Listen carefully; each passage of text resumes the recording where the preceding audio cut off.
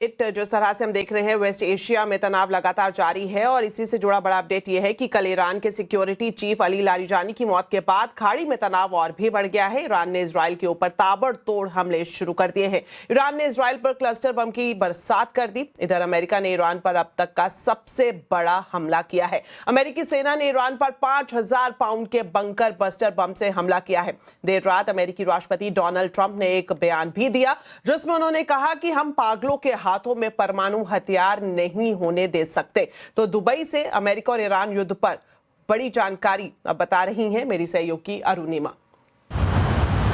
Iran US Israel के युद्ध में एक नया मोड़ आता हुआ दिख रहा है। अमेरिका ने अब तक का सबसे बड़ा हमला ईरान पर किया है। बंकर बम का इस्तेमाल करते हुए स्ट्रेट ऑफ हॉर्मुज और ईरान के बाकी ठिकानों को खोलने की कोशिश अब की जा रही है। अब इन सब में ईरान की तरफ से क्या रिस्पॉन्स है ये देखना बहुत इंटरेस्टिंग होता जा रहा है, क्योंकि पहले खमेनी की मौत, फिर अली लारिजानी की मौत और अब ये बंकर बम से जो हमला हुआ है, इन सब के बाद हालात कुछ इजराइल और अमेरिका के फेवर में जाता हुआ नज़र आ रहा है। बात करें यूएई की, तो यूएई ने भी पहली बार ये इंडिकेशन दिया है कि जो अमेरिका द्वारा लीड करके स्ट्रेट ऑफ हॉर्मुज को खोलने के लिए अलायंस बनाने की बात हो रही है, उसमें शायद यूएई अपने आप को एक स्टेक होल्डर के तौर पे अब देख रहा है। यहाँ के जो एडवाइज़र है, फॉरेन पॉलिसी एडवाइज़र हैं, यहाँ के राष्ट्रपति के उन्होंने गर्ग साहब ने कहा है कि अभी तक कोई फॉर्मल प्रपोजल, ठोस प्रपोजल टेबल पर नहीं है, लेकिन उसके बावजूद यूएई अब इस बात पे विचार विमर्श कर रहा है कि क्या उनको स्ट्रेट ऑफ हॉर्मुज खोलने में मदद करनी चाहिए। साथ ही सऊदी अरेबिया के रियाद में आज देर शाम एक मुलाकात होने वाली है जिसमें जितने भी गल्फ कंट्रीज़ हैं उन सब के नुमाइंदे होंगे और इसमें रीजनल सेफ्टी और रीजनल सिक्योरिटी को लेकर बातचीत होनी है।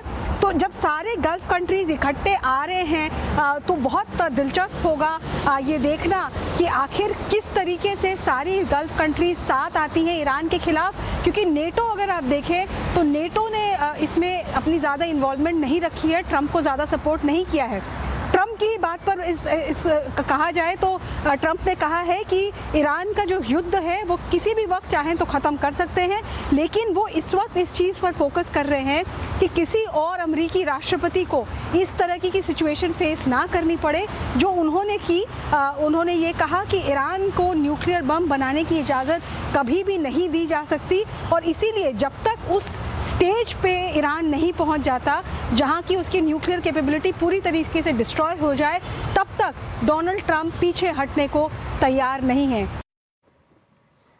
चलिए एक और अपडेट आपको दे दें। ईरान अमेरिका युद्ध के बीच प्रधानमंत्री नरेंद्र मोदी ने यूएई के राष्ट्रपति शेख मोहम्मद बिन जायद अल नहयान से फोन पर बातचीत की है। पीएम मोदी ने उन्हें ईद की मुबारकबाद भी दी, साथ ही यूएई पर हमलों की निंदा भी की। दोनों नेताओं के बीच मिडल ईस्ट के ताज़ा हालातों और स्ट्रेट ऑफ हॉर्मुज समेत कई मुद्दों पर बातचीत हुई है। और आपको बताएं, प्रधानमंत्री मोदी ने इस फोन कॉल की जानकारी एक्स पर एक पोस्ट के जरिए दी है। साथ ही ये भी बताना चाहेंगे कि जंग शुरू होने के बाद ये दूसरी बार है कि जब पीएम मोदी ने यूएई के राष्ट्रपति से फोन पर बात की है। युद्ध शुरू होने के बाद प्रधानमंत्री मोदी ने फोन पर पश्चिम एशिया के कई नेताओं से बातचीत की है। वे Saudi Arabia, Bahrain, Kuwait, Oman, Jordan, Israel और ईरान के नेताओं से भी बातचीत कर चुके हैं।